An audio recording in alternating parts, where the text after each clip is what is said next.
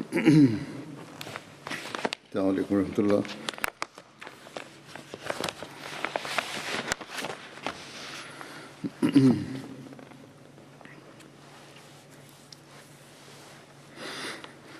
أشهد أن لا إله إلا الله وحده لا شريك له وأشهد أن محمدا عبده ورسوله أما بعد فأعوذ بالله من الشيطان الرجيم بسم الله الرحمن الرحيم الحمد لله رب العالمين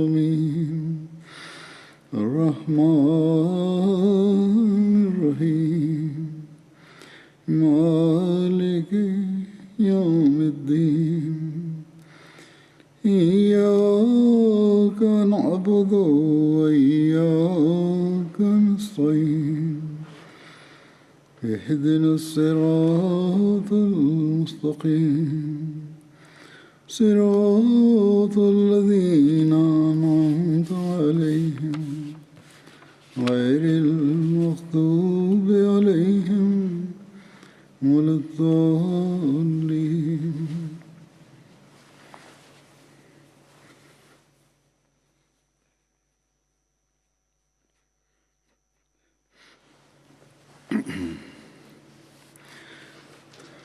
കഴിഞ്ഞ ഖുത്ബയിൽ ഹസ്രത്ത് മുആസ് ബിൻ ജബലിനെ കുറിച്ചുള്ള അനുസ്മരണമാണ് നടന്നു വന്നിരുന്നത്.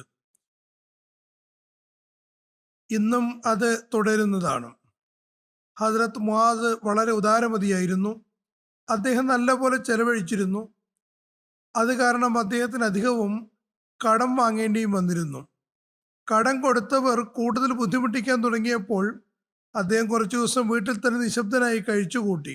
അങ്ങനെ അവർ തിരുനബി സല്ലല്ലാഹു അലൈഹി വസല്ലമിന്റെ സവിധത്തിലെത്തി കടം തിരികെ വാങ്ങിത്തരാൻ അപേക്ഷിച്ചു. തിരുനബി സല്ലല്ലാഹു അലൈഹി വസല്ലം ഹസ്രത്ത് മുആസിനെ ആളെ വിട്ട് വിളിപ്പിച്ചു.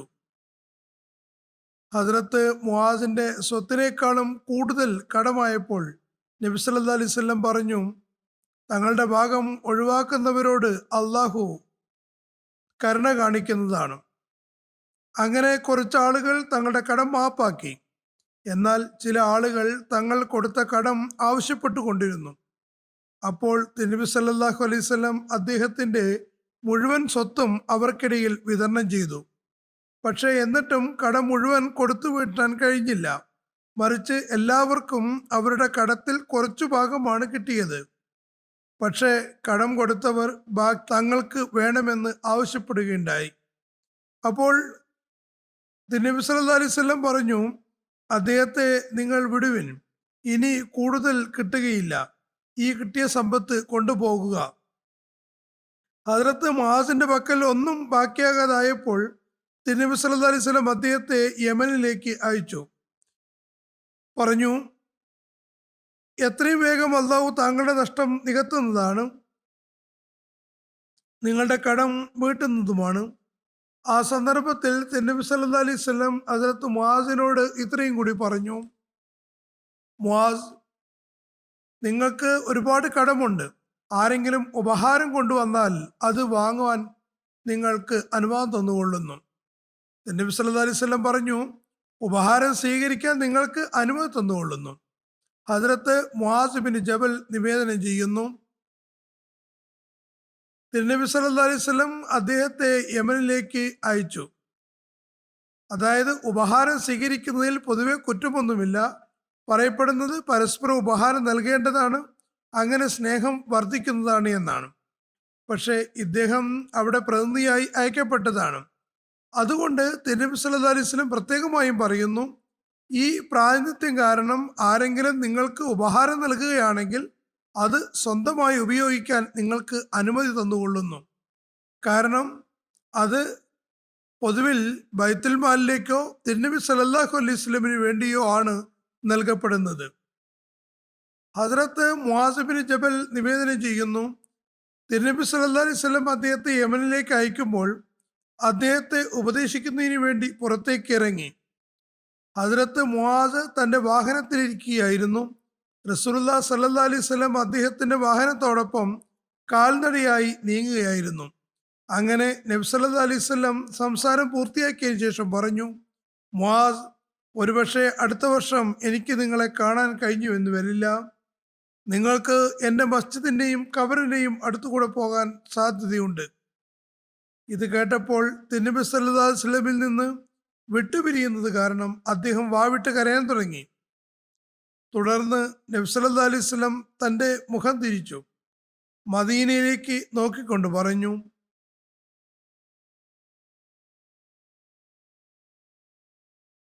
ജനങ്ങളിൽ വെച്ച് എനിക്ക് ഏറ്റവും അടുത്തവൻ മുത്തക്കി അഥവാ ഭയഭക്തിയുള്ള ആളാകുന്നു. അത് ആരാണെങ്കിലും എവിടെയാണെങ്കിലും വേണ്ടില്ല.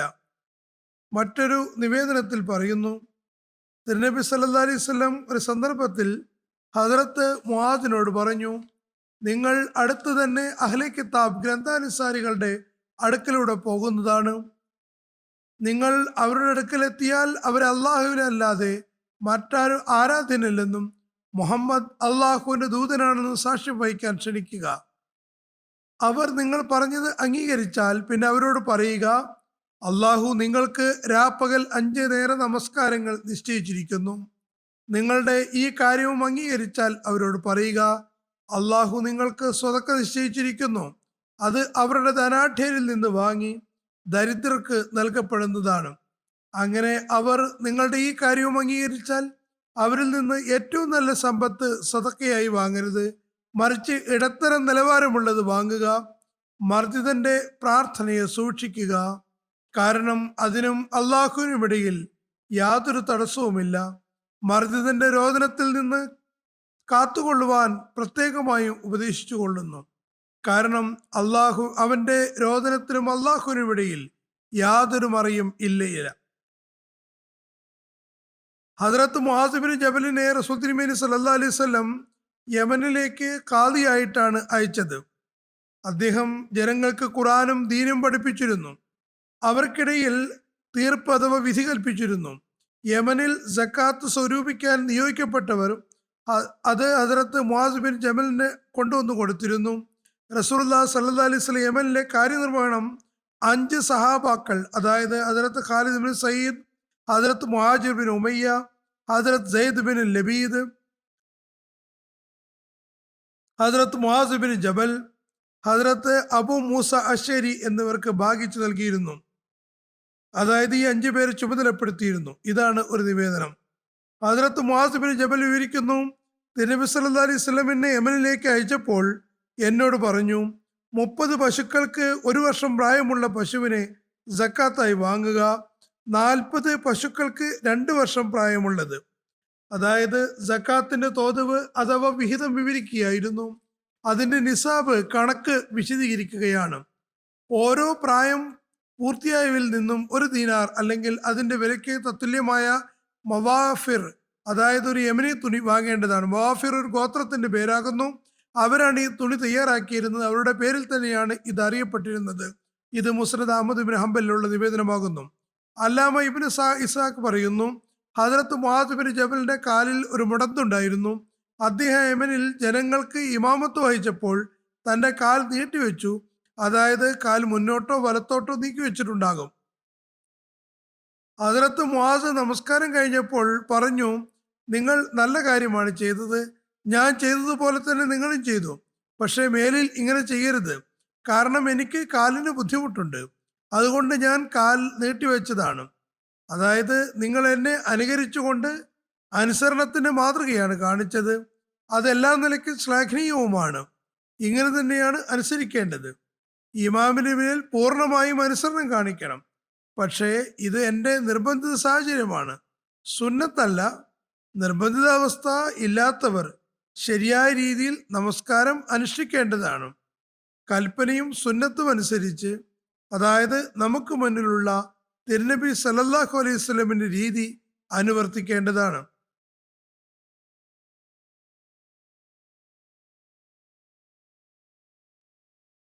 ഹദ്റത്ത് മുആസ് യമനിൽ ബൈത്തുൽ മാലിന്റെ പൈസ കൊണ്ട് കച്ചവടം നടത്തി. അതിൽ നിന്ന് കിട്ടുന്ന ലാഭം കൊണ്ട് തൻ്റെ കടങ്ങൾ വീട്ടിക്കൊണ്ടിരുന്നു. അദ്ദേഹം അള്ളാഹുവിൻ്റെ സമ്പത്ത് കൊണ്ട് കച്ചവടം നടത്തിയ ആദ്യത്തെ വ്യക്തിയാകുന്നു. നബി സല്ലല്ലാഹു അലൈഹി വസല്ലമിന്റെ അനുമതിയോടുകൂടി ഉപഹാരങ്ങൾ സ്വീകരിച്ചിരുന്നു. എത്രത്തോളം എന്നാൽ അദ്ദേഹത്തിന്റെ പക്കൽ മൂലധനമായി 30 ആടുകളായി. അദ്ദേഹത്തിന് നബി സല്ലല്ലാഹു അലൈഹി വസല്ലം അനുമതി നൽകിയത് തീർച്ചയായും കടം വീട്ടുന്നതിന് വേണ്ടിയായിരുന്നു. കടം വീട്ടുന്നതിന് ലാഭമെടുക്കുന്നതിനുള്ള പരിധി വരെയായിരുന്നു കച്ചവടം ചെയ്തിരുന്നത്. ഇനി ലാഭം എടുത്തിട്ടില്ലെങ്കിൽ തന്നെയും തൻ്റെ ജോലിക്കുള്ള വേതനം എന്ന നിലയ്ക്ക് ലാഭത്തിൽ നിന്ന് എടുത്തതായിരിക്കും.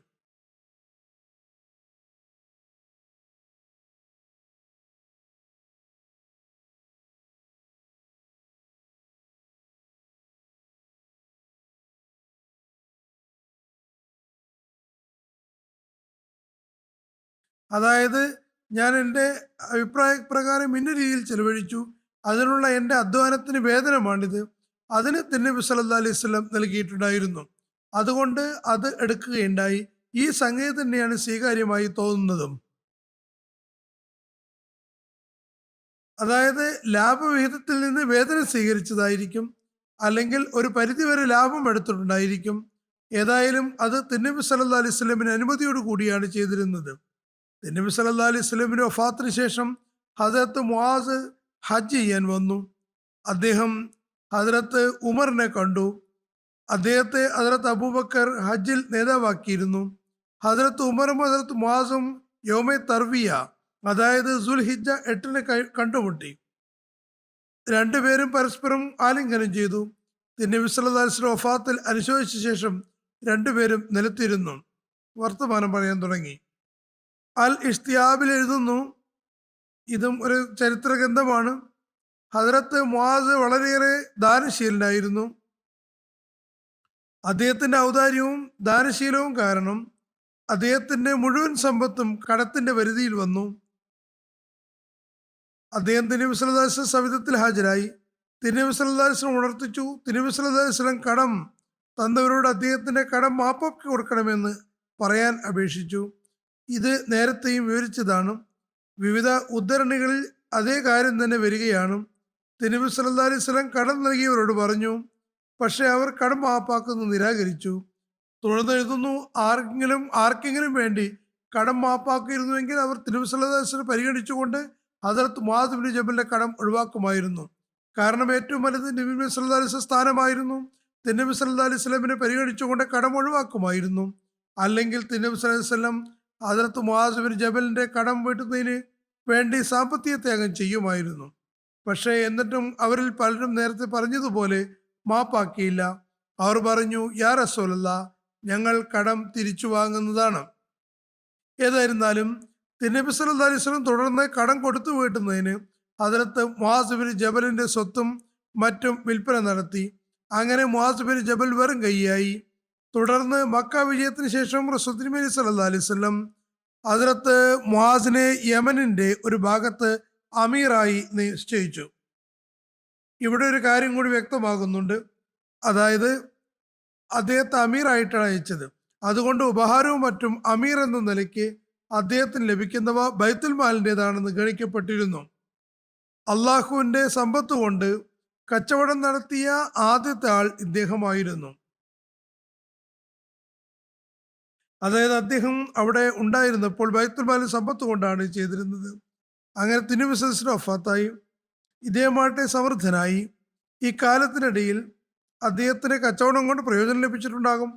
അദ്ദേഹം എടുത്തിരുന്ന വിഹിതം കൊണ്ട് തന്നെ അദ്ദേഹം സമൃദ്ധനായി.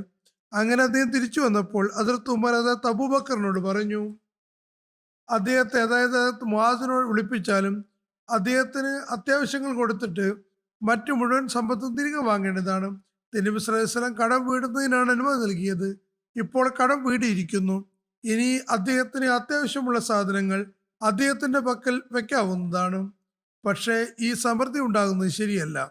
അതുകൊണ്ട് ഹദരത്ത് ഉമറിന്റെ വീക്ഷണത്തിൽ മേൽ സമ്പത്തൊഴികെ മറ്റെല്ലാം വാങ്ങേണ്ടതാണ്. അങ്ങനെ ഹദരത്ത് അബൂബക്കറിന്റെ മുന്നിൽ ഈ വിഷയം വന്നു. ഹദരത്ത് അബൂബക്കറിന് തിരുനബി സല്ലല്ലാഹു അലൈഹി വസല്ലമിനോട് അനുരക്തി ഉണ്ടായിരുന്നു. തിരുനബി സല്ലല്ലാഹു അലൈഹി വസല്ലം അനുമതി നൽകിയിരിക്കെ താൻ അതിന് എതിരിൽ തീർപ്പ് കൽപ്പിക്കണമെന്നത് അദ്ദേഹത്തിന് അസഹനീയമായിരുന്നു. ഏതായാലും ഹദരത്ത് അബൂബക്കർ പറഞ്ഞു, അദ്ദേഹത്തെ റസൂലുള്ളാഹി സ്വല്ലല്ലാഹു അലൈഹി വസല്ലമയാണ് അയച്ചത്.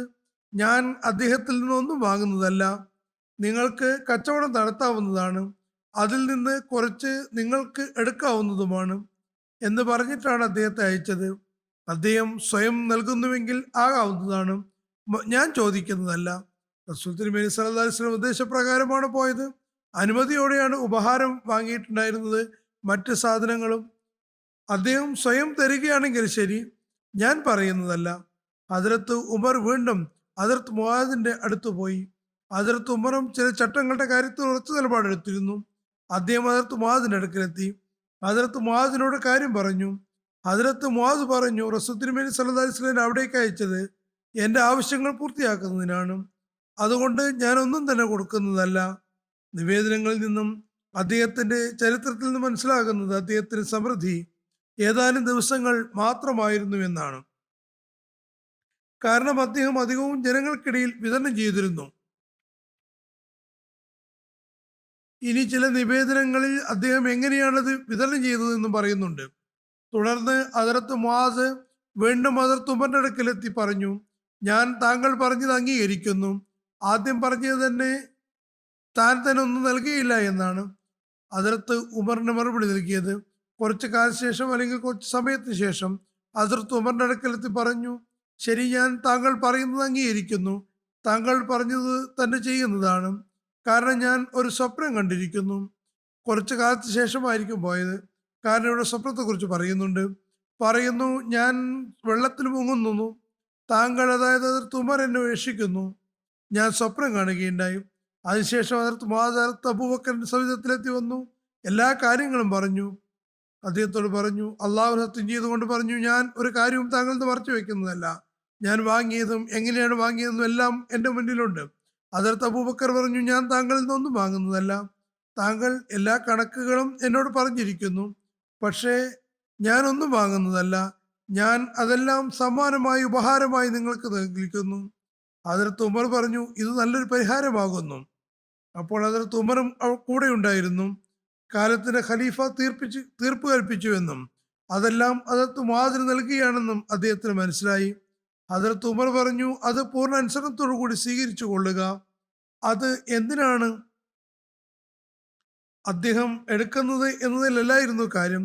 തിരുനബി സല്ലല്ലാഹു അലൈഹി വസല്ലം വഫാത്തായിരിക്കുന്നു. അതുകൊണ്ട് അത് അദ്ദേഹം ചെലവഴിക്കാമോ ഇല്ലയോ എന്ന്, അല്ലെങ്കിൽ ആ സമ്പത്ത് തന്റെ കയ്യിൽ വെക്കാമോ ഇല്ലയോ എന്നത് സംബന്ധിച്ച് കാലത്തിന്റെ ഖലീഫയുടെ തീരുമാനം ഉണ്ടാകേണ്ടതാണ്. ഹദരത്ത് അബൂബക്കർ തീർപ്പ് കൽപ്പിച്ചിരിക്കുന്നു. ആദ്യം ഹദരത്ത് ഉമർ അത് വാങ്ങണമെന്ന് ശക്തമായി ആവശ്യപ്പെട്ടതാണ്. എന്നാൽ താൻ അത് വാങ്ങുന്നില്ലെന്നും ഉപഹാരം നൽകിയതാണെന്നും തീർപ്പ് കൽപ്പിച്ചപ്പോൾ പിന്നെ ഹദരത്ത് ഉമറിന്റെ പക്കൽ ഒരു പഴുതുമുണ്ടായിരുന്നില്ല. നിശബ്ദനായി പറഞ്ഞു, ശരി, ഈ തീരുമാനം എല്ലാ കാര്യങ്ങൾക്കുമുള്ള ഏറ്റവും നല്ല പരിഹാരമാകുന്നു. ഇവിടെ മറ്റൊരു കാര്യം കൂടി വ്യക്തമാകുന്നുണ്ട്. ഹദരത്ത് മുആദിന് തന്റെ ആവശ്യങ്ങൾ പൂർത്തിയാകുന്നതുവരെ അള്ളാഹു ഇക്കാര്യത്തിലേക്ക് ശ്രദ്ധ കൊണ്ടുപോയില്ല. നബി സല്ലല്ലാഹു അലൈഹി വസല്ലം വഫാത്താവുകയും അദ്ദേഹത്തിന് ആവശ്യങ്ങൾ പൂർത്തിയാകുകയും സമൃദ്ധി ഉണ്ടാവുകയും കടങ്ങൾ വീടുകയും ചെയ്തു കഴിഞ്ഞപ്പോൾ അള്ളാഹു തന്നെ ഹദരത്ത് മുആദിന് ഇക്കാര്യത്തിലേക്ക് ശ്രദ്ധ ക്ഷണിച്ചു. അതായത്, ഇനി സ്വന്തം സമ്പത്ത് കൊണ്ട് തന്നെ കഴിച്ചു കൂട്ടുക. ഇനി അമീർ എന്ന നിലയ്ക്ക് നിങ്ങൾ ഇനി ഉപഹാരം സ്വീകരിക്കുകയോ ബൈത്തുൽ മാലിന്റെ പൈസ ചെലവഴിക്കുകയോ ചെയ്യരുത്. അതിനുശേഷം അദ്ദേഹം അധികകാലം താമസിച്ചതുമില്ല. ഏതായിരുന്നാലും ഇതാണ് ചുരുങ്ങിയ വിവരണം.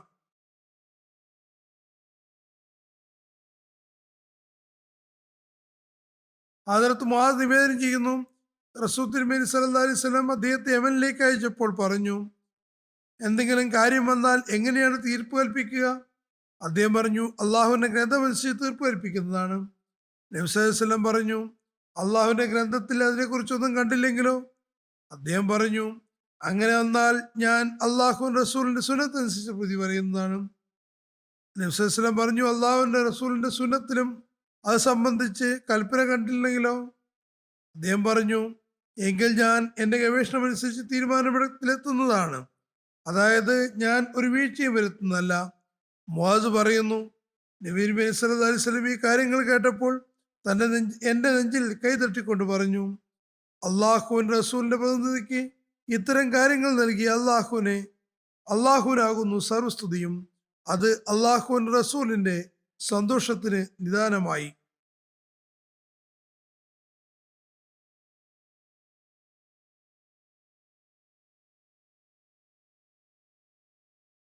ഹദ്റത്ത് മുആദ് നിവേദനം ചെയ്യുന്നു, റസൂൽ തിരുമേനി സല്ലല്ലാഹു അലൈഹി വസല്ലം അദ്ദേഹത്തെ യമനിലേക്ക് അയക്കുമ്പോൾ പറഞ്ഞു, ഭൗതിക സുഖ സൗഭാഗ്യങ്ങളുടെ ജീവിതം സ്വീകരിക്കുന്നതിൽ നിന്ന് രക്ഷപ്പെടുക. കാരണം അള്ളാഹുവിൻ ദാസന്മാർ ഭൗതിക ആഡംബരങ്ങളുടെ ജീവിതം സ്വീകരിക്കാറില്ല. ഇവിടെ ഒരു കാര്യം വിശദീകരിക്കപ്പെടുന്നുണ്ട്. ഉപഹാരവും കച്ചവടം മുതലും കടം വീട്ടുന്നവരെ മാത്രമാണ്.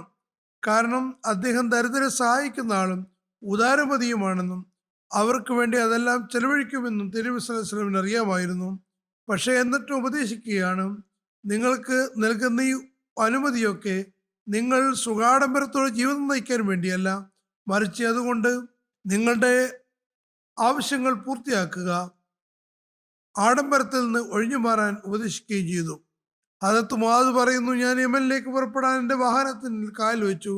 അപ്പോൾ തിരുനബി സല്ലല്ലാഹു അലൈഹി വസല്ലം എന്നെ അവസാനമായി ഉപദേശിച്ചുകൊണ്ട് പറഞ്ഞു, ജനങ്ങളോട് സൽസ്വഭാവത്തോട് പെരുമാറുക, ജനങ്ങളോട് സൽസ്വഭാവത്തോടുകൂടി പെരുമാറുക. ഇന്നത്തെ മുസ്ലിങ്ങളുടെ അവസ്ഥ നോക്കുവിൻ. ഈ നിലയിലാണ് വർത്തിക്കേണ്ടത്. തിരുനബി സല്ലല്ലാഹു അലൈഹി വസല്ലം സീറത്തുൻ നബിയും ആഘോഷിക്കുന്നു, നബിദിനവും ആഘോഷിക്കുന്നു. നബിദിനം ആഘോഷിക്കുന്നതിന്റെ യാഥാർത്ഥ്യം തിരുനബി സല്ലല്ലാഹു അലൈഹി വസല്ലമിന്റെ ഉത്തര മാതൃകയും ഉപദേശങ്ങളും പ്രാവർത്തികമാക്കുക എന്നതാകുന്നു. തിരുനബി സല്ലല്ലാഹു അലൈഹി വസല്ലം ഹദ്റത്ത് മുആദിനെ യമനിലേക്ക് വിധികർത്താവായി അയക്കുമ്പോൾ അദ്ദേഹത്തിന്റെ സ്ഥാനത്തെ ഇങ്ങനെ വിവരിച്ചു, ഇന്നി ബഅസ്തു ലക്കും ഖൈറൻ മിൻ അഹ്ലി, ഞാൻ എൻ്റെ ജനങ്ങളിൽ നിന്ന് ഏറ്റവും നല്ല ആളെ നിങ്ങളിലേക്ക് അയക്കുകയാണ്. ഇബ്നു അബി നജി നിവേദനം ചെയ്യുന്നു, റസൂൽ തിരുമേനി സല്ലല്ലാഹു അലൈഹി വസല്ലം ഹദ്റത്ത് മുആദിനെ യമനിലേക്ക് വിധികർത്താവായി അയച്ചപ്പോൾ യമൻകാർക്ക് കത്തയച്ചു. പറയുന്നു, തീർച്ചയായും ഞാൻ എൻ്റെ ജനങ്ങളിൽ ഏറ്റവും നല്ല പോലെ അറിവും ദീനുമുള്ള ആളെയാണ് വിധികർത്താവായി നിയോഗിക്കുന്നത്.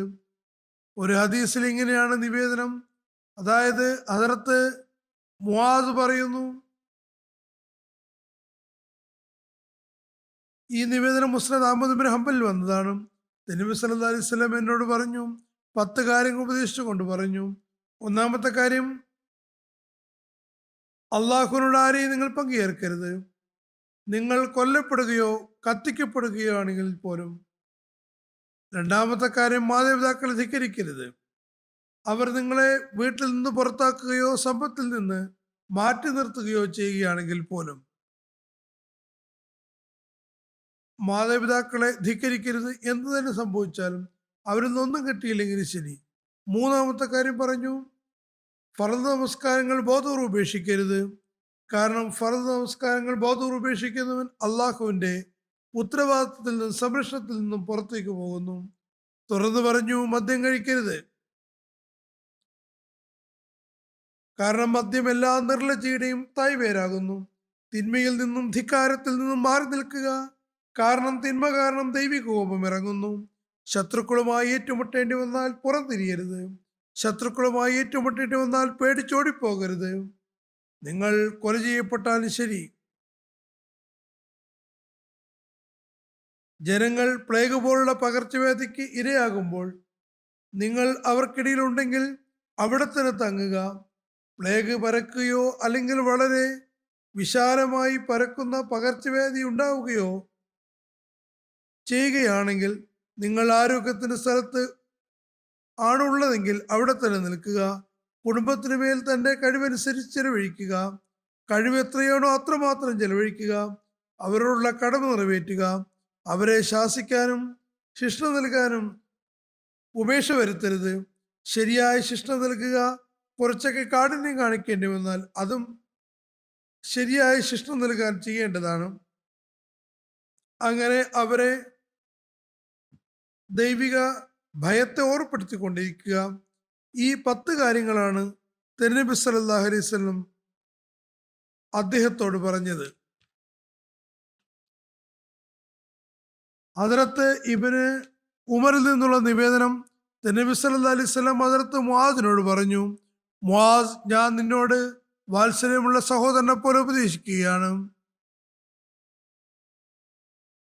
നിങ്ങൾ അള്ളാഹുവിന്റെ തഖ്വ ഭയഭക്തി സ്വായത്തമാക്കുക.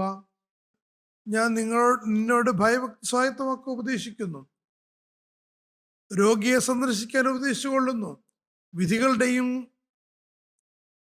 വിധവകളുടെയും ഏഴകളുടെയും ആവശ്യങ്ങൾ പൂർത്തീകരിക്കാൻ ഉപദേശിച്ചുകൊള്ളുന്നു.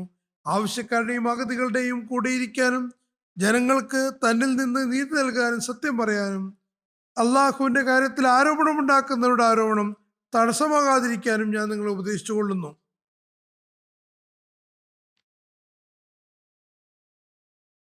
ഹസരത്ത് ഉമർ ഒരിക്കൽ തന്റെ സുഹൃത്തുക്കളോട് എന്തെങ്കിലും ആഗ്രഹങ്ങൾ പ്രകടിപ്പിക്കാൻ പറഞ്ഞു. ഒരാൾ പറഞ്ഞു, എന്റെ സ്വർണം കൊണ്ട്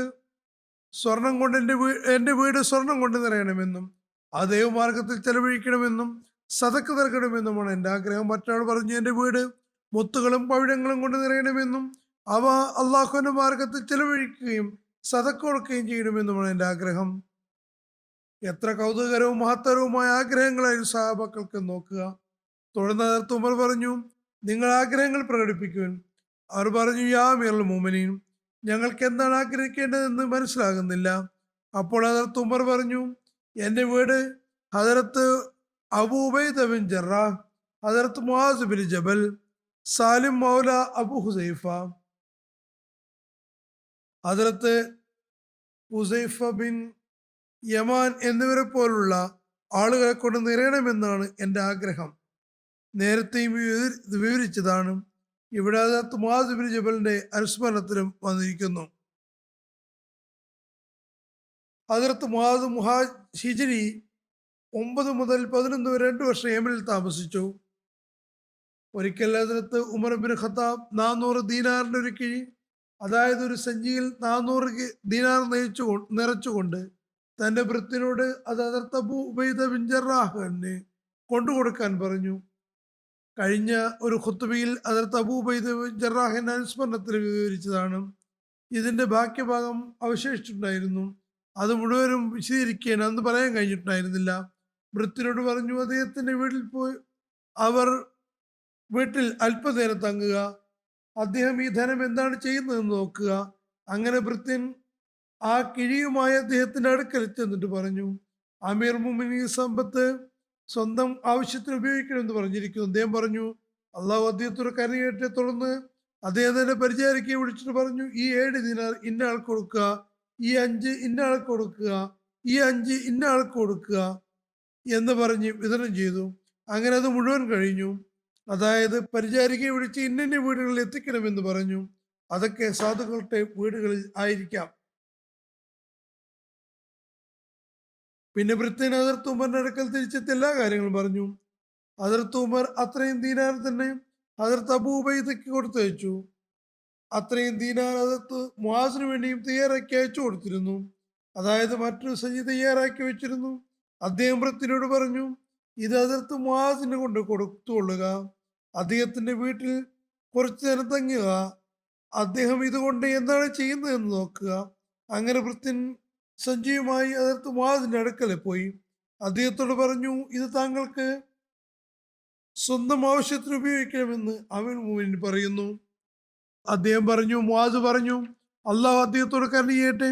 തുടർന്ന് അദ്ദേഹം തന്റെ പരിചാരികയെ വിളിച്ചുകൊണ്ട് പറഞ്ഞു, ഇത്ര ദീനാർ ഇന്ന വീട്ടിൽ കൊടുക്കുക, ഇത്ര ദീനാർ ഇന്ന വീട്ടിലേക്ക് കൊടുക്കുക. ഇത്രയും ആയപ്പോഴേക്കും അദ്ദേഹത്തിന്റെ ഭാര്യയും വന്നിട്ട് പറഞ്ഞു, അള്ളാഹു വണേ നമ്മളും അഗതികളാകുന്നു, അതായത് വീട്ടിലൊന്നുമില്ല. വീടിനും സ്വത്തിനും എന്തെങ്കിലും വയ്ക്കുക. നേരത്തെ ഉപഹാരം സ്വീകരിക്കുന്നതുമായി ലാഭമെടുക്കുന്നതും സംബന്ധിച്ച് പറഞ്ഞ കാര്യങ്ങളും ഇവിടെ വ്യക്തമാകുന്നുണ്ട്, വിശദീകരിക്കപ്പെടുന്നതാണ്. അവർ പറയുന്നു, വീട്ടിലൊന്നുമല്ല, ഞങ്ങളും അഗതികളാണ്, അഗതികൾ ഉൾപ്പെടുന്നു, ഞങ്ങൾക്കും എന്തെങ്കിലും തരേണ്ടതാണ്. ആ സഞ്ചിയിൽ അപ്പോൾ 2 ദീനാർ മാത്രമേ ബാക്കി വന്നിരുന്നുള്ളൂ. എല്ലാ വിതരണം ചെയ്തിട്ടുണ്ടായിരുന്നു. പിന്നെ മുആസ് ആ 2 ദീനാർ തന്റെ ഭാര്യയ്ക്ക് ഇട്ടുകൊടുത്തു.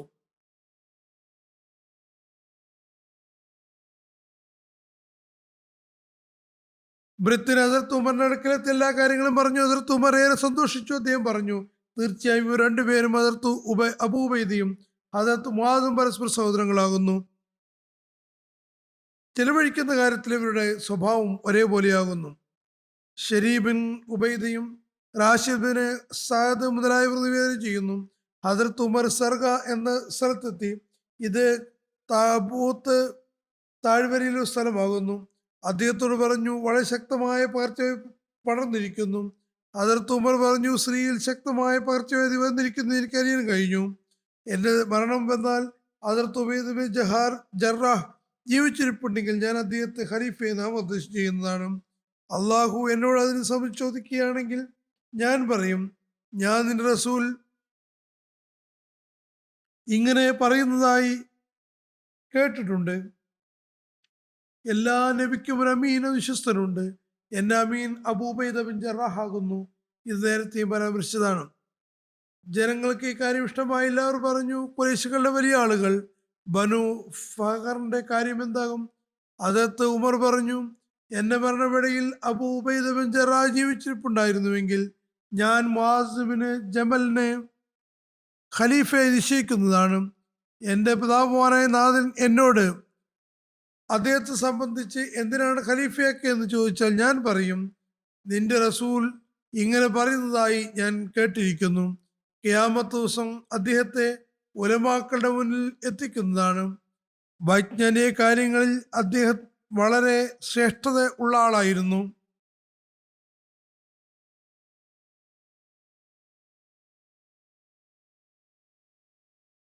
ഹിജ്റ 15 യർമൂക്ക് യുദ്ധത്തിലെ ഹദരത്ത് മുആസ് ബിൻ ജബലും ഹദരത്ത് അബൂബൈദ ബിൻ ജറാഹും മൈമന, അതായത് യുദ്ധത്തിൽ കമാൻഡർ നിൽക്കുന്ന സ്ഥലം, അതിന്റെ വലതു ഭാഗത്തുള്ള ഭാഗത്തെ നേതാവ് നിശ്ചയിക്കപ്പെട്ടു.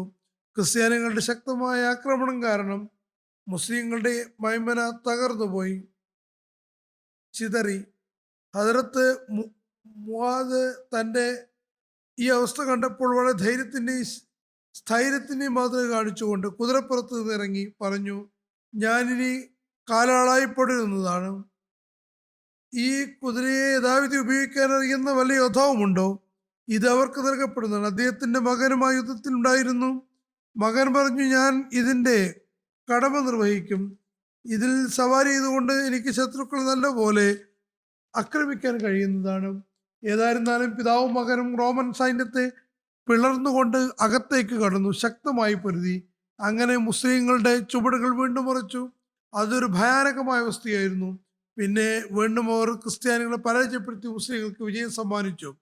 ഹദരത്ത് അബു ഇദ്രീസ് ഖുലാനി വിവരിക്കുന്നു, ഞാൻ സിറിയയിലുള്ള ഡമസ്കസിലെ മസ്ജിദിൽ പ്രവേശിച്ചപ്പോൾ അവിടെ ഒളിച്ചു തരുന്ന പല്ലുകളുടെ ഒരു യുവാവ് ഇരിക്കുന്നത് കണ്ടു. അദ്ദേഹത്തിന് ചുറ്റിലും ആളുകൾ ഒരുമിച്ച് കൂടിയിരുന്നു. ജനങ്ങൾക്കിടയിൽ എന്തെങ്കിലും അഭിപ്രായ വ്യത്യാസം ഉണ്ടാകുമ്പോൾ അവർ അദ്ദേഹത്തിന്റെ അടുത്തേക്ക് കൊണ്ടുപോയിരുന്നു. അദ്ദേഹത്തിന്റെ അഭിപ്രായം സംബന്ധിച്ച് വിലമതിച്ചിരുന്നു. ഞാൻ അദ്ദേഹത്തെ സംബന്ധിച്ച് അന്വേഷിച്ചു. അത് ഹദരത്ത് മുആസ് ബിൻ ജബലാണെന്ന് പറയപ്പെട്ടു. അടുത്ത ദിവസം ഞാൻ ഉച്ചനേരത്ത് പോയപ്പോൾ അദ്ദേഹം എന്നെക്കാളും മുൻപേ അവിടെ എത്തിയിരുന്നു. അദ്ദേഹം നമസ്കരിക്കുകയാണ്. ഞാൻ കാത്തു നിന്നു. അദ്ദേഹം നമസ്കാരം പൂർത്തിയാക്കിയപ്പോൾ ഞാൻ അദ്ദേഹത്തിന് മുന്നിൽ പോയി.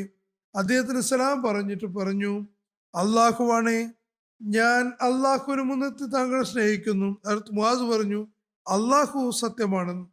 ഞാൻ പറഞ്ഞു, അള്ളാഹുവാണ് സത്യം. അതടുത്ത് മുആസ് വീണ്ടും ചോദിച്ചു, അള്ളാഹുവാണ് സത്യമെന്നു. അത് ഞാൻ പറഞ്ഞു, അള്ളാഹുവാണ് സത്യം. തുടർന്ന് അദ്ദേഹം എൻ്റെ പുതപ്പിന്റെ കോന്തല പിടിച്ചുകൊണ്ട് തന്നിലേക്ക് വലിച്ചടുപ്പിച്ചിട്ട് പറഞ്ഞു, സന്തോഷിക്കുക, കാരണം ഞാൻ തിരുനബി സല്ലല്ലാഹു അലൈഹി വസല്ലം ഇങ്ങനെ പറയുന്നതായി കേട്ടിട്ടുണ്ട്. അള്ളാഹു പറയുന്നു, എനിക്ക് വേണ്ടി പരസ്പരം സ്നേഹിക്കുകയും എനിക്ക് വേണ്ടി അടുത്തിരിക്കുകയും എനിക്ക് വേണ്ടി പരസ്പരം കൂടിക്കാഴ്ച നടത്തുകയും എനിക്ക് വേണ്ടി പരസ്പരം ചെലവഴിക്കുകയും ചെയ്യുന്നവർക്ക് എന്റെ സ്നേഹം അനിവാര്യമായി തീർന്നിരിക്കുന്നു. അള്ളാഹുവിന്റെ സ്നേഹം അനിവാര്യമായിരിക്കുന്നു.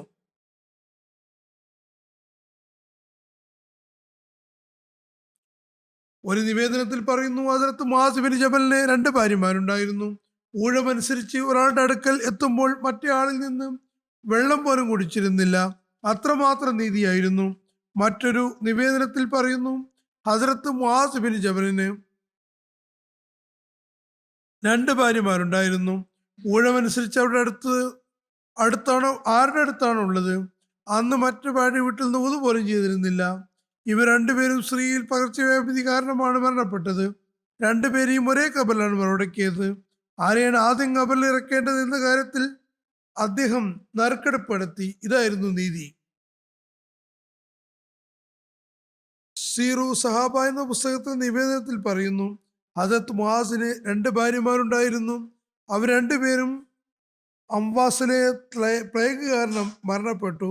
അതായത് അക്കാലത്ത് അത് പകർച്ചവ്യാധി പടർന്നു പിടിച്ചിരുന്നു. ഒരു മകനെ സംബന്ധിച്ച് മനസ്സിലാകുന്നുണ്ട്. അദ്ദേഹത്തിന്റെ പേര് അബ്ദുറഹ്മാൻ എന്നാണ് പറയുന്നത്. അദ്ദേഹം യർമൂക്ക് യുദ്ധത്തിൽ അതിർത്ത് മുആദിനോടൊപ്പം പങ്കെടുത്തിരുന്നു. അംവാസ് പ്ലേഗ് കാരണമാണ് അദ്ദേഹം മരണപ്പെട്ടത്. അതിർത്ത് അബൂ ഉബൈദ പ്ലേഗ് കാരണം മരണപ്പെട്ടപ്പോൾ അതിർത്ത് ഉമർ അദ്ദേഹത്തെ മുആദിന്റെ സിറയിലേക്ക് കൈകാര്യകർത്താവായി അയച്ചു. അംവാസിന് എന്നതൊരു സ്ഥലത്തിന്റെ പേരാകുന്നു. ഇത് നേരത്തെയും വിവരിച്ചതാണ്. അതായത് യർമലയിൽ നിന്ന് 7 കിലോമീറ്റർ അകലെ ബൈത്തുൽ മുഖദ്ദസിലേക്കുള്ള വഴിയിലാണ് പ്രദേശം. ഹദരത്ത് മുആസും ഇതേ വർഷം പ്ലേഗ് കാരണം മരണപ്പെട്ടു. ഖസീർ ഇബ്നു മർറ നിവേദനം ചെയ്യുന്നു, ഹദരത്ത് മുആസ് തന്റെ രോഗാവസ്ഥയിൽ ഞങ്ങളോട് പറഞ്ഞു, ഞാൻ തിരുനബിയിൽ നിന്ന് ഒരു കാര്യം കേട്ടിട്ടുണ്ട്, അത് ഞാൻ നിങ്ങളിൽ നിന്ന് ഗോപ്യമാക്കി വെച്ചിരിക്കുന്നതാണ്. തിരുനബി സ്വല്ലല്ലാഹു അലൈഹി വസല്ലം പറയുന്നു, ആരാണോ തന്റെ അവസാനത്തിൽ ലാ ഇലാഹ ഇല്ലല്ലാഹ് എന്ന് പറയുന്നത് അയാൾക്ക് സ്വർഗം നിർബന്ധമാക്കപ്പെട്ടിരിക്കുന്നു. മറ്റു നിവേദനത്തിൽ വരുന്നു, ഹദരത്ത് മുആസ് പറഞ്ഞു, നിങ്ങളോട് ഈ ഹദീസ് പറയുന്നതിൽ ഞാൻ നിങ്ങൾ മറ്റ് കർമ്മങ്ങൾ ഉപേക്ഷിച്ച് ഇതിൽ മാത്രം പ്രതീക്ഷയർപ്പിച്ചെങ്കിലും എന്ന കാര്യം മാത്രമാണ് അത് നിങ്ങൾ പറയുന്നോടെന്ന് എനിക്ക് തടസ്സമായിട്ടുണ്ടായിരുന്നുള്ളൂ. സിറിയയിൽ പ്ലേഗ് പടർന്നപ്പോൾ ഹദരത്ത് മുആസ് ഇബ്നു ജബലിനും പ്ലേഗ് പിടിപെട്ടു. അങ്ങനെ അദ്ദേഹം മോഹത്സയപ്പെട്ടു. കുറച്ച് ബോധം വന്നപ്പോൾ അദ്ദേഹം പറഞ്ഞു, അള്ളാഹു നിന്നുള്ള ആദിയാണ് എനിക്ക് മേൽ ഉണ്ടാക്കിയാലും എൻ്റെ അന്തസ്സാണ് സത്യം, ഞാൻ നിന്നെ സ്നേഹിക്കുന്നു. പിന്നെ വീണ്ടും അദ്ദേഹം മോത്സയപ്പെട്ടു. വീണ്ടും ബോധം വന്നപ്പോൾ നേരത്തെ ഇതുപോലെ തന്നെ വീണ്ടും പറഞ്ഞു. ഹദരത്ത് മുആസ് ഇബ്നു ജബലിന്റെ മരണം ആസന്നമായപ്പോൾ പറഞ്ഞു, നോക്കൂ, നേരം പുലർന്നോ? അപ്പോൾ രാവിലെ ആയിട്ടില്ലെന്ന് പറയപ്പെട്ടു. അങ്ങനെ നേരം വെളുത്തപ്പോൾ പറഞ്ഞു, നേരം പുലർന്നിരിക്കുന്നു. ഹദരത്ത് മുആസ് പറഞ്ഞു, ഏതൊരു രാവിന്റെ പ്രഭാതമാണോ നരകത്തിലേക്ക് കൊണ്ടുപോകുന്നത്, ഞാൻ അതേപറ്റി അള്ളാഹുൽ അഭയം തേടുന്നു. ഞാൻ മരണത്തെ സ്വാഗതം ചെയ്യുന്നു. ഞാൻ എൻ്റെ പ്രിയമനെ കണ്ടുമുട്ടുന്നതിന് സ്വാഗതം ചെയ്യുന്നു. അതൊരു നീണ്ട കാലത്തിന് ശേഷം സമാഗതമാവുകയാണ്. അള്ളാഹുവേ, ഞാൻ നിന്നെ ഭയപ്പെടുന്നതാണ്. ഞാൻ നിനക്കറിയാം, ഞാൻ നിന്റെ പ്രതീക്ഷയിലാണുള്ളത്. ഞാൻ ഭൗതിക ലോകവും നീണ്ട ജീവിതം ആഗ്രഹിക്കുന്ന അതിൽ അരുവികൾ ഉണ്ടാക്കാനും മരണങ്ങൾ നടത്തി വരുത്താനുമല്ല, മറിച്ച് ഉച്ചയ്ക്കുള്ള ദാഹവും അവസ്ഥകൾക്ക് അനുസൃതമായ ബുദ്ധിമുട്ടുകൾ സഹിക്കാനും നിന്നെ സ്മരിക്കുന്ന ഉലമാക്കളെ സഹസ്രിക്കുന്നതിനുമാണ്. മറ്റു നിവേദനത്തിൽ പറയുന്നു, ഹദരത്ത് മുആസ് മരണം സമീപസ്ഥമായപ്പോൾ കരയാൻ തുടങ്ങി. അദ്ദേഹത്തോട് എന്തിനാണ് കരയുന്നതെന്ന് ചോദിച്ചു. താങ്കൾ തിരുനബി സ്വല്ലല്ലാഹു അലൈഹി വസല്ലം സാഹചര്യമാവുന്നു. അദ്ദേഹം പറഞ്ഞു, ഞാൻ മരണഭീതി കൊണ്ടല്ല കരയുന്നത്, ഇഹലോകത്തെ ഉപേക്ഷിക്കുന്നത് കൊണ്ടുമല്ല കരയുന്നത്. ഞാൻ കരയാൻ കാരണം ഇത്ര മാത്രമേ ഉള്ളൂ, അതായത് 2 സംഘങ്ങൾ ഉണ്ടാകും. ഞാൻ അതിൽ ഏതിലാണ് ഉയർത്തെഴുന്നേൽക്കപ്പെടുക എന്ന് എനിക്കറിയില്ല. ഒന്ന് സ്വർഗസ്ഥരായിരിക്കും, മറ്റേ നരകവാസികളും. ഞാൻ അള്ളാഹുവിനെയാണ് ഭയപ്പെടുന്നത്, അതുകൊണ്ടാണ് കരയുന്നത്. മുസ്നദ് അഹ്മദ് ഇബ്നു ഹംബലുള്ള നിവേദനമാണ്. ഹദരത്ത് മുആസ് പറയുന്നു, തിരുനബി സ്വല്ലല്ലാഹു അലൈഹി വസല്ലം ഇവരെ ഇങ്ങനെ പറയുന്നതായി കേട്ടു, അടുത്ത് തന്നെ നിങ്ങൾ സിറിയയിലേക്ക് പലായനം ചെയ്യുന്നതാണ്, നിങ്ങളുടെ കരങ്ങളാൽ വിജയിക്കുന്നതാണ്. എന്നാൽ അവിടെ വ്രണങ്ങളും ചലക്കുരുവും കൊണ്ടുള്ള രോഗം നിങ്ങളെ ബാധിക്കുന്നതാണ്. അത് മനുഷ്യനെ മുച്ചൂടും ബാധിക്കുന്നതാണ്. അള്ളാഹു അത് മുഖേന അവർക്ക് ഷഹാദത്ത് നൽകുന്നതായിരിക്കും. അവരുടെ കർമ്മങ്ങൾ ശുദ്ധീകരിക്കുകയും ചെയ്യും. അള്ളാഹുവെ മുആസ് ഇബ്നു ഹദീസ് കേട്ടതായി നിനക്കറിയാം, അതുകൊണ്ട് അയാൾക്കും അയാളുടെ കുടുംബത്തിനും ഇതിൽ നല്ലൊരു പങ്ക് നൽകണമേ. ഇതാണ് അദ്ദേഹം പറയുന്നത്. അങ്ങനെ അവർ എല്ലാവരും പ്ലേഗിൽ മരണപ്പെട്ടു. അവരിൽ ആരും തന്നെ ജീവനോടെ ബാക്കിയായില്ല. ഹദരത്ത് മുആസ് ഇബ്നു ജബലിന്റെ ചൂണ്ടുവിരലിൽ ഒരു പ്ലേഗിന്റെ കഴലുണ്ടായപ്പോൾ അദ്ദേഹം പറഞ്ഞു, എനിക്കിതിന് പകരമായി ചുവന്ന ഒട്ടകം കിട്ടുന്നത് പോലും ഇഷ്ടമല്ല, ഞാൻ ഇതിൽ തന്നെ സന്തോഷിക്കുന്നതാണ്. താരിഖ് തിബ്രിയിൽ പറയുന്നു, അദ്ദേഹത്തിന്റെ ഉള്ളംകൈയിൽ ഒരു വ്രണക്കുരു വന്നപ്പോൾ അത് തൻ്റെ കയ്യിലെ പുറകുവശത്ത് അദ്ദേഹം ചുംബിച്ചുകൊണ്ട് പറഞ്ഞു, നിനക്ക് പകരം ലോകത്തിലെ മറ്റേതെങ്കിലും കിട്ടുന്നത് എനിക്കിഷ്ടമല്ല. ഹദരത്ത് മുആസ് ഇബ്നു ജബൽ ഹിജ്റ 18 വഫാത്തായി. അദ്ദേഹത്തിന്റെ പ്രായത്തെ പറ്റി വ്യത്യസ്ത നിവേദനങ്ങളുണ്ട്. അതനുസരിച്ച് 33, 34, 38 എന്നാണ് അദ്ദേഹത്തിന്റെ പാരം പറയുന്നത്. ഹദരത്ത് മുആസ് നിവേദനം ചെയ്യുന്നു, ഹദീസുകളുടെ എണ്ണം 157 ആകുന്നു. അതിൽ 2 ഹദീസുകളെ പറ്റി ബുഖാരിക്കും മുസ്ലിമിനും അഭിപ്രായമുണ്ട്. മറ്റ് ഗ്രന്ഥങ്ങളിലും അത് വന്നിട്ടുണ്ട്. 2 ഗ്രന്ഥങ്ങളും വന്നിട്ടുണ്ട്. ഇനി ഞാൻ സ്മരിക്കാൻ പോകുന്ന സഹാബി ഹദരത്ത് അബ്ദുല്ലാഹ് ബിൻ അമർ ആകുന്നു. ഹദരത്ത് അബ്ദുല്ലാഹ് അൻസാറിലെ ഖദ്റജ് ഗോത്രത്തിന്റെ ശാഖയായ ബനു സൽമയിൽ കാരനായിരുന്നു. അദ്ദേഹത്തിന്റെ പിതാവിന്റെ പേര് അമ്ര ബിൻ ഹറാം എന്നും മാതാവിന്റെ പേര് റിബാബ് ബിൻ ഖൈസ് എന്നുമായിരുന്നു. Hazrat Abu Abdullah bin Amr Medina ഹിജ്റത്തിന്റെ 40 വർഷം മുമ്പാണ് ജനിച്ചത്. അതായത് ഹിജ്റത്ത് വേളയിൽ അദ്ദേഹത്തിന് 40 വയസ്സായിരുന്നു പ്രായം. അബ്ദുല്ലാ ബിൻ അമർ സുപ്രസിദ്ധ സാബിയായ ഹസ്രത്ത് ജാബിർ ബിൻ അബ്ദുല്ലാബിന് പിതാവാകുന്നു. ഹസ്രത്ത് അബ്ദുല്ലാ ബിൻ അമർ ഹസ്രത്ത് അമ്ര ബിൻ ജമൂഹന്റെ സഹോദരി ഭർത്താവായിരുന്നു. അബ്ദുല്ലാ ബിൻ അമർ ബയ്യത്ത് ഉഖബ സാനിയിൽ ഭാഗവാക്കായിരുന്നു. തിരുവനന്തപുരം നിശ്ചയിച്ച 10 നേതാക്കന്മാരിൽ ഒരാൾ ഇദ്ദേഹമായിരുന്നു. ഇദ്ദേഹം ബദർ യുദ്ധത്തിൽ പങ്കെടുത്തിട്ടുണ്ട്. ഉഹദ് യുദ്ധത്തിൽ ഷഹീദായി. ചിലരുടെ വീക്ഷണം അനുസരിച്ച് ഹസ്രത്ത് അബ്ദുല്ലാ ബിൻ അമ്ര ഉഹദ് യുദ്ധത്തിൽ മുസ്ലിങ്ങളുടെ ഭാഗത്തു നിന്നുള്ള ഏറ്റവും ആദ്യത്തെ ഷഹീദാകുന്നു. അദ്ദേഹം സത്യവിശ്വാസം സ്വീകരിച്ച് സംബന്ധിച്ച് സംഭവം ഹസ്രത്ത് കാബ് ബിൻ മാലിക് വിവരിക്കുന്നു. ഞങ്ങൾ അയ്യാമുക് തശ്രീഖിൽ, അതായത് ഹജ്ജിന്റെ അവസാനത്തെ 3 ദിവസങ്ങളിൽ മധ്യദിനത്തിൽ ഉഖബയിൽ വെച്ച്, അതായത് 11 മുതൽ 13 വരെ, അതിന്റെ മധ്യദിനത്തിൽ അഖബയിൽ വെച്ച് നബി സല്ലല്ലാഹു അലൈഹി വസല്ലമയെ കാണാമെന്ന് വാഗ്ദാനം ചെയ്തിരുന്നു. ഉഖബ മക്കയ്ക്ക് മദീന ഇവിടെയുള്ള സ്ഥലമാണ്. നേരത്തെയും പറഞ്ഞതാണ്. ഞങ്ങൾ ഹജ്ജിൽ നിന്ന് വിരമിച്ചപ്പോൾ രാത്രിയായിരുന്നു. ഞങ്ങൾ തിരുവനന്തപുരം വാഗ്ദാനം ചെയ്യുന്നതാണ്. ഞങ്ങളോടൊപ്പം അബ്ദുല്ലാ ബിൻ അമറും ഉണ്ടായിരുന്നു. അദ്ദേഹം ഞങ്ങളുടെ നേതാക്കന്മാരിൽ ഒരു നേതാവും ഞങ്ങളുടെ ആദരണീയ വ്യക്തിത്വങ്ങളിൽ ഒരാളുമായിരുന്നു. ഞങ്ങൾ അദ്ദേഹത്തെയും കൂടെ കൂട്ടിയിരുന്നു. ഞങ്ങൾ കൂടെ ഉണ്ടായിരുന്ന മുസ്ലിങ്ങളിൽ നിന്ന് കൂടിക്കാഴ്ച സംബന്ധിച്ച് മറച്ചു വെച്ചിരുന്നു. ഞങ്ങൾ അദ്ദേഹത്തോട് പറഞ്ഞു, അബൂ ജാബിർ, താങ്കൾ ഞങ്ങളുടെ നേതാവാകുന്നു, ഞങ്ങളിൽ ആദരണീയനുമാണ്. അദ്ദേഹത്തിന്റെ വിളിപ്പേര് അബൂ ജാബിർ എന്നായിരുന്നു. അതുകൊണ്ടാണ് അബൂ ജാബിർ എന്ന് പറയുന്നു, അബൂ ജാബിർ, താങ്കൾ ഞങ്ങളുടെ നേതാക്കന്മാരിൽ ഒരാളാകുന്നു, ഞങ്ങൾ ആദരണീയനുമാണ്. താങ്കൾ നരകത്തിന് ഇന്ധനമാകുന്നത് ഞങ്ങൾ ആഗ്രഹിക്കുന്നില്ല. അങ്ങനെ ഞങ്ങൾ അദ്ദേഹത്തെ ഇസ്ലാമിലേക്ക് ക്ഷണിച്ചു. നബി സല്ലല്ലാഹു അലൈഹി വസല്ലമിനെ അഖ്വ എന്ന സ്ഥലത്ത് സന്ധിക്കാൻ പോവുകയാണെന്ന് അദ്ദേഹത്തെ അറിയിച്ചു.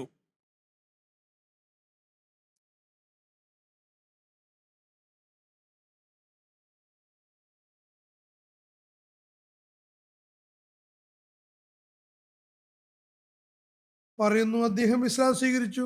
ബയ്യത്ത് അഖബയിൽ സാനിയിൽ ഭാഗവാക്കായി നേതാവായി നിശ്ചയിക്കപ്പെടുകയും ചെയ്തു. ഹദ്റത്ത് ജാബിർ അബ്ദുള്ള പറയുന്നു, ഞാനും എൻ്റെ പിതാവും എൻ്റെ 2 മാതുലന്മാരും അസാബ് ഒഖബയിൽ ഉൾപ്പെട്ടവരാകുന്നു. ഇബ്നു ഐന എന്ന നിവേദകൻ പറയുന്നു, ഇബ്നു ഒയ്ന അതിലൊരാൾ ഹദ്റത്ത് ബറാ ബിൻ മഅ്മൂർ ആകുന്നു. ഒഖബ സാനിയെ സംബന്ധിച്ച് സീറത്ത് ഖാത്തമുൻ നബീൻ എന്ന ഗ്രന്ഥത്തിലെ വിശദീകരണം 1-2 സഹാബാക്കളുടെ വിശദീകരണത്തിൽ അനുസ്മരിച്ചതാണ്. ഇവിടെ കുറച്ചു ഭാഗം വിവരിക്കാം. അഖബ സാനിയെ സംബന്ധിച്ച് സീറത്ത് ഖാത്തമുൻ നബീൻ എന്ന പുസ്തകത്തിൽ ഹദ്റത്ത് അബ്ദുല്ലാ ബിൻ അമറിനെ സംബന്ധിച്ച് വന്ന ഭാഗം വിവരിക്കാം. നബവി 13-ാം വർഷം ദുൽഹിജ്ജ മാസത്തിൽ ഹജ്ജിന്റെ അവസരത്തിൽ ഔസ് ഖദറജ് ഗോത്രങ്ങളിലെ നിരവധി ആളുകൾ മക്കയിൽ വന്നു. അവരിൽ മുസ്ലിങ്ങളായ അല്ലെങ്കിൽ മുസ്ലിങ്ങളാകാൻ ആഗ്രഹിക്കുന്ന 7 പേരും ഉണ്ടായിരുന്നു. അവർ നബി സല്ലല്ലാഹു അലൈഹി വസല്ലമയെ കാണുന്നതിനാണ് മക്കയിൽ വന്നത്. ആ സമയത്ത് ഒറ്റയ്ക്കും കൂട്ടായുമുള്ള കൂടിക്കാഴ്ച ആവശ്യമായിരുന്നു. അതുകൊണ്ട് ഹജ്ജ് അനുഷ്ഠിച്ചതിന് ശേഷം ദുൽഹിജ്ജയിലേക്കുള്ള മധ്യത്തിലെ ഒരു തീയതി നിശ്ചയിച്ചു. അത് ഏകദേശം അർദ്ധരാത്രി. ഇവരെല്ലാവരും കഴിഞ്ഞ വർഷത്തെ അതേ താഴ്വരയിൽ നബി സല്ലല്ലാഹു അലൈഹി വസല്ലമയെ കാണുമെന്ന് നിശ്ചയിച്ചു. അങ്ങനെ സമാധാനത്തിൽ ബദ്ധശ്രദ്ധരായി സംസാരിക്കാൻ കഴിയുന്നതാണ്. നബി സല്ലല്ലാഹു അലൈഹി വസല്ലം അൻസാറുകളോട് ഒന്നിച്ചു വരരുതെന്നും ഒറ്റയ്ക്കൊറ്റയ്ക്കോ 2 ആൾ വീതമോ നിശ്ചിത സ്ഥലത്ത് എത്തണമെന്നും നിർദ്ദേശിച്ചിട്ടുണ്ടായിരുന്നു. ഉറങ്ങുന്നവരെ ഉണർത്തരുതെന്നും സന്നിഹിതരല്ലാത്തവരെ കാത്തു നിൽക്കരുതെന്നും പറഞ്ഞിരുന്നു. അങ്ങനെ നിശ്ചിത ദിവസം വന്നെത്തി. രാത്രി സമയത്ത് 1/3 ഭാഗം കഴിഞ്ഞപ്പോൾ റസൂൽ സല്ലല്ലാഹു അലൈഹി വസല്ലം ഒറ്റയ്ക്ക് വീടിന് പുറത്തേക്ക് ഇറങ്ങി. വഴിയിൽ പിതൃവ്യനായ അബ്ബാസിനെയും കൂടെ കൂട്ടിയിരുന്നു. അദ്ദേഹം അപ്പോഴും മുശ്രിക്കായിരുന്നു. പക്ഷെ നബി സല്ലല്ലാഹു അലൈഹി വസല്ലമയെ സ്നേഹിച്ചിരുന്നു. കുടുംബത്തിലെ നേതാവുമായിരുന്നു. ഹാഷിം കുടുംബത്തിലെ നേതാവുമായിരുന്നു. അങ്ങനെ അവർ 2 പേരും താഴ്വരയിലെത്തി. അധിക നേരം ആകുന്നതിന് മുമ്പ് അൻസാറുകളും ഓരോരുത്തരും ഈ 2 പേർ വീതം എത്തി. ഇവർ 70 പേരുണ്ടായിരുന്നു. അവർ ഔസ് ഖദർജ് ഗോത്രക്കാരായിരുന്നു. ഏറ്റവും ആദ്യം അബ്ബാസാണ് സംസാരം തുടങ്ങിയത്. പറഞ്ഞു, ഖദർജ് ഗോത്രക്കാരെ മുഹമ്മദ് സല്ലല്ലാഹു അലൈഹി വസല്ലം തന്റെ കുടുംബത്തിൽ ആദരണീയനും ഏറെ പ്രിയങ്കരനുമാണ്. ആ കുടുംബം ഇന്നേ വരെയും അദ്ദേഹത്തിന്റെ സംരക്ഷണത്തിന് ജാമ്യമായിരുന്നു. എല്ലാ പ്രയാസഘട്ടത്തിലും നെഞ്ചു വീഴ്ച നിന്നിരുന്നു. പക്ഷേ ഇപ്പോൾ മുഹമ്മദ് തന്റെ നാട് ഉപേക്ഷിച്ച് നിങ്ങളുടെ അടുക്കൽ വരാൻ ആഗ്രഹിക്കുന്നു. ആയതിനാൽ നിങ്ങൾ അദ്ദേഹത്തെ കൂടെ കൊണ്ടുപോകാൻ ആഗ്രഹിക്കുന്നുണ്ടെങ്കിൽ നിങ്ങൾ നല്ലപോലെ അദ്ദേഹത്തെ സംരക്ഷിക്കേണ്ടി വരും. എല്ലാ ശത്രുവിനും നെഞ്ചു വിരിച്ചു നിൽക്കേണ്ടതായി വരും. നിങ്ങൾ അതിന് തയ്യാറാണെങ്കിൽ നല്ലത്, അല്ലെങ്കിൽ തുറന്നു പറയുക. കാരണം തുറന്നു പറയുന്നതാണ് എപ്പോഴും ഗുണപ്രദം. അൻസാറുകളിൽ ഗോത്രത്തിലെ പ്രയാധിക്യമുള്ള പ്രഭാവമുള്ള ബറാ ബിൻ മഅ്മൂർ എന്ന ആളുണ്ടായിരുന്നു. അദ്ദേഹം പറഞ്ഞു, അബ്ബാസ്, ഞങ്ങൾ നിങ്ങൾ പറയുന്നത് കേട്ടു. പക്ഷേ നബി സല്ലല്ലാഹു അലൈഹി വസല്ലം തന്റെ പരിശുദ്ധ നാവ് കൊണ്ട് നിങ്ങൾ പറയണമെന്നാണ് ഞങ്ങൾ ആഗ്രഹിക്കുന്നത്. ഞങ്ങൾക്ക് നൽകുന്ന ഉത്തരവാദിത്തങ്ങൾ സംബന്ധിച്ച് അദ്ദേഹം ഞങ്ങളെ വിവരിക്കട്ടെ. അപ്പോൾ നബി സല്ലല്ലാഹു അലൈഹി വസല്ലം വിശുദ്ധ ഖുർആനിലെ ധനമായത്തുകൾ പാരായണം ചെയ്ത ശേഷം ചെറിയൊരു പ്രഭാഷണം നടത്തി. അതിൽ ഇസ്ലാമിന് അധ്യാപനം വിവരിച്ചു. അള്ളാഹുവിനോടും സൃഷ്ടികളോടുമുള്ള കടപ്പാടുകൾ വിവരിച്ചു. തുടർന്ന് പറഞ്ഞു, നിങ്ങൾ നിങ്ങളുടെ കുടുംബക്കാരെയും ബന്ധുക്കളെയും സംരക്ഷിക്കുന്നത് പോലെ ആവശ്യം വന്നാൽ എന്നോടും പെരുമാറണം എന്നത് മാത്രമാണ് ഞാൻ ആഗ്രഹിക്കുന്നത്. നബി സല്ലല്ലാഹു അലൈഹി വസല്ലം പ്രഭാഷണം അവസാനിപ്പിച്ചപ്പോൾ ബറാ ബിൻ മഅ്മൂർ അറേബ്യൻ രീതി അനുസരിച്ച് നബി സല്ലല്ലാഹു അലൈഹി വസല്ലമിന്റെ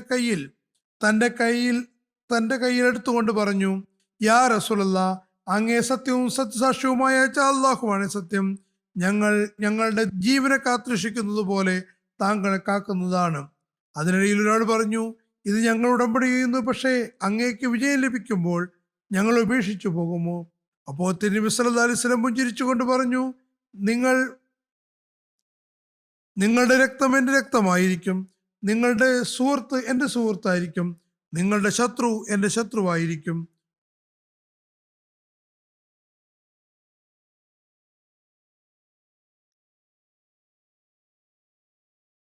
തുടർന്ന് അബ്ബാസ് ബിൻ ഉബാദ അൻസാരി തന്റെ സുഹൃത്തുക്കളിൽ കണ്ണോടിച്ചുകൊണ്ട് പറഞ്ഞു, ജനങ്ങളെ ഉടമ്പടിയുടെ അർത്ഥം എന്താണെന്ന് നിങ്ങൾ മനസ്സിലാക്കുന്നുണ്ടോ? ഇതിന്റെ അർത്ഥം ഇനി നിങ്ങൾ കറുത്തവനെയും വെളുത്തവനെയും എതിരിടാൻ തയ്യാറായിരിക്കണമെന്നാണ്. എല്ലാ ത്യാഗത്തിനും തയ്യാറാകണം.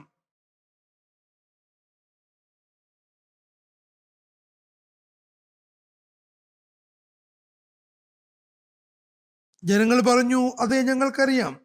പക്ഷെ യാ റസൂലല്ലാഹ്, ഇതിനു പകരം ഞങ്ങൾക്ക് എന്താണ് ലഭിക്കുക?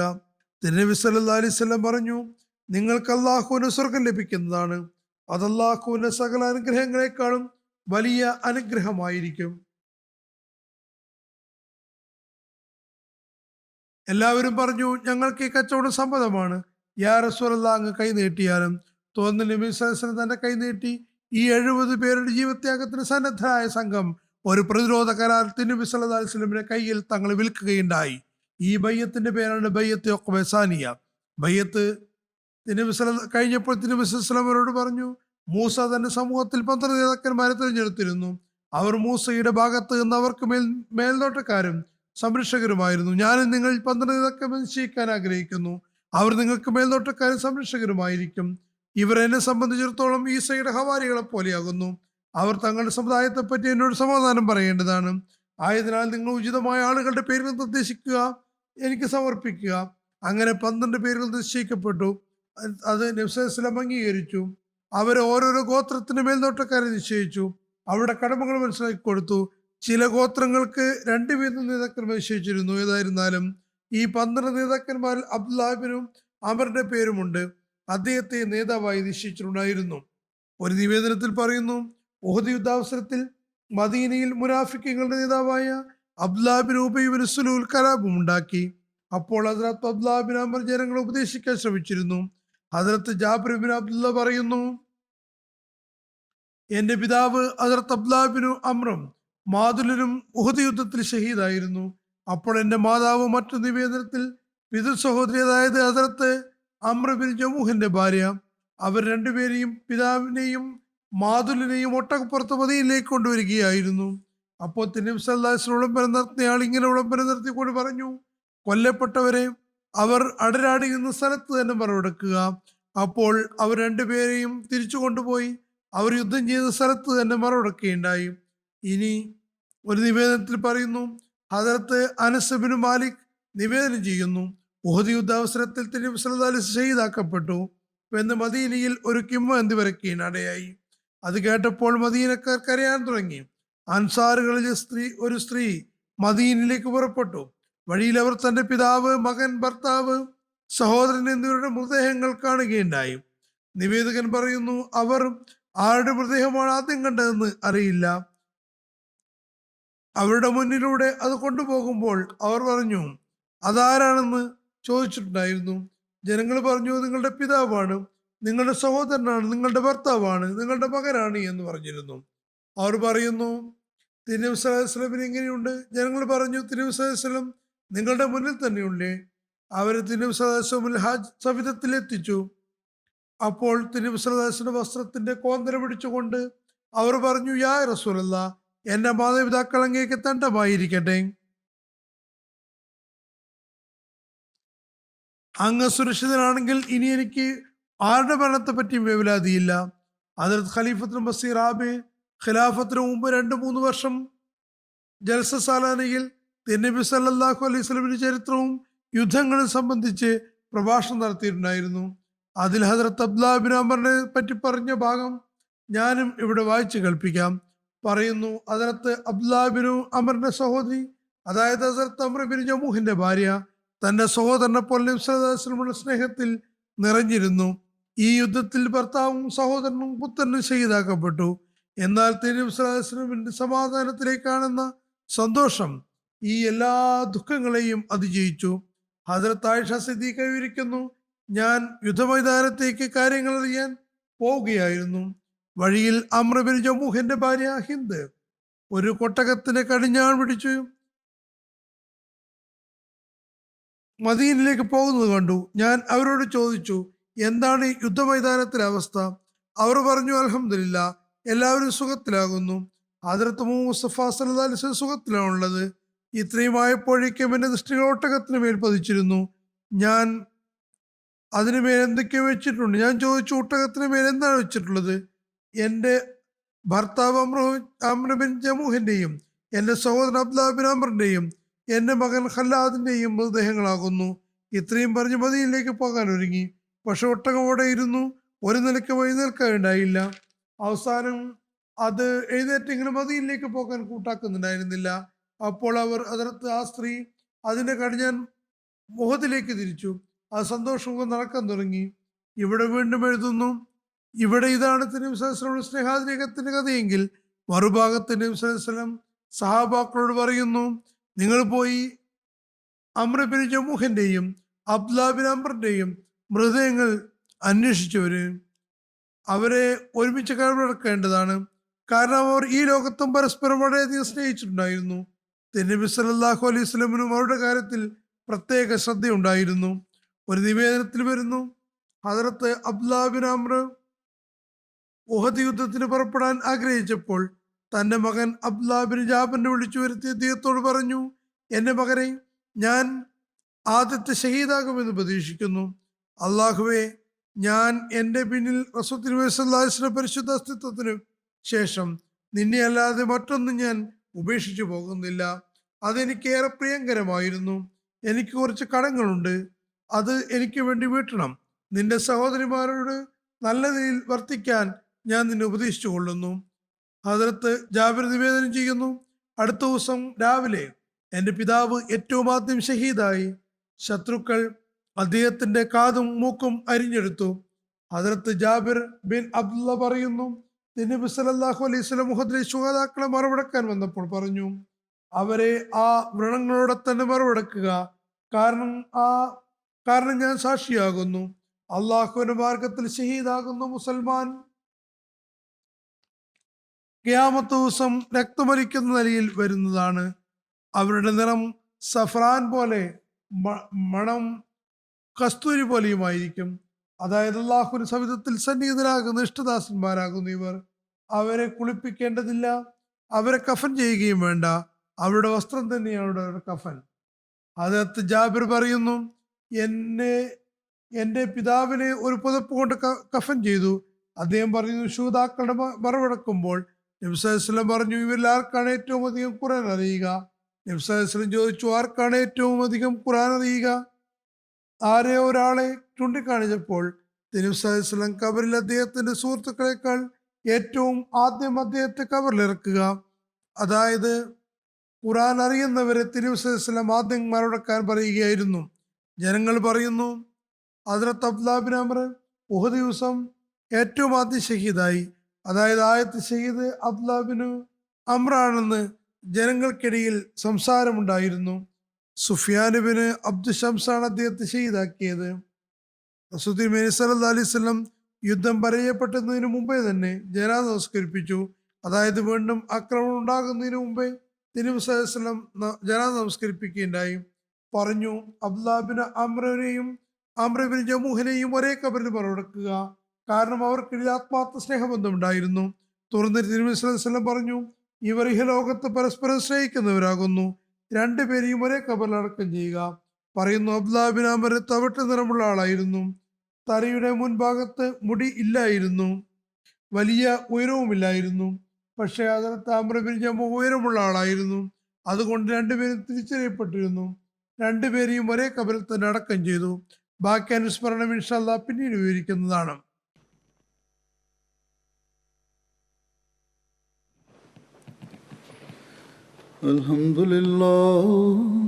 അൽഹംദുലില്ലാഹി നഹ്മദുഹു വനസ്തഈനുഹു വനസ്തഗ്ഫിറുഹു വനുഅ്മിനു ബിഹി വനതവക്കലു അലൈഹി വനഊദു ബില്ലാഹി മിൻ ശുറൂരി അൻഫുസിനാ വമിൻ സയ്യിആതി അഅ്മാലിനാ മൻ യഹ്ദിഹില്ലാഹു ഫലാ മുദില്ല ലഹു ومن يضلل فلا هادي له ونشهد أن لا إله إلا الله ونشهد أن محمدا عبده ورسوله عباد الله رحمكم الله إن الله يأمر بالعدل والإحسان